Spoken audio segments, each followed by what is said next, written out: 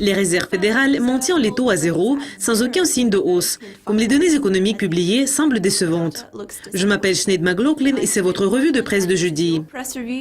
Les réserves fédérales américaines ont maintenu son taux d'intérêt cible au plus bas niveau à la fin de la réunion de politique de 2 jours à Washington. La Fed a indiqué qu'elle va augmenter les taux bientôt, comme l'économie américaine a continué à progresser. Mais la date de la hausse reste incertaine.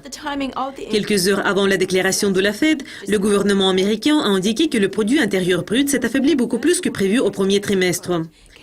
L'économie a progressé à un taux annuel de 0,2% au premier trimestre, bien au-dessous des attentes des économistes en matière de la croissance de 1% et l'expansion au quatrième trimestre de 2,2%. La Banque centrale a reconnu que cette mauvaise performance était partiellement due à des facteurs temporaires.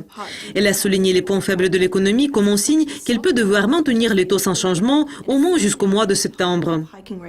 Dans un communiqué, on a déclaré « Le comité prévoit qu'il conviendra d'augmenter la fourchette cible pour le taux des fonds fédéraux quand il voit plus d'amélioration du marché du travail et est raisonnablement confiant que l'inflation va revenir à son objectif de 2% à moyen terme. » Mercredi, la position de la Fed ne différait pas beaucoup de celle de sa dernière réunion.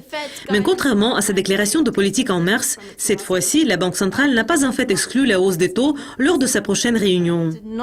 Cela rend le changement en juin encore possible, mais les données doivent s'améliorer fortement au cours de 2 prochains mois pour que cela puisse se réaliser. Dans son communiqué, la Fed a également déclaré que le rythme de création d'emplois s'est ralenti, ce qui est une dégradation de sa prévision du mois dernier et un reflet des données faibles sur l'emploi de mars. Il a également noté que la sous-utilisation des ressources en main-d'œuvre a peu changé. Il avait utilisé le terme amélioré dans sa déclaration de mars. Le point de vue de la Fed en matière de l'inflation n'a que légèrement changé. Comme elle a fait allusion à la récente stabilisation des prix du pétrole et une stabilisation du dollar américain ayant déclaré « L'inflation restait toujours au-dessous de son objectif à long terme. Lors de sa dernière réunion, la Fed avait décrit l'inflation comme celle qui avait reculé.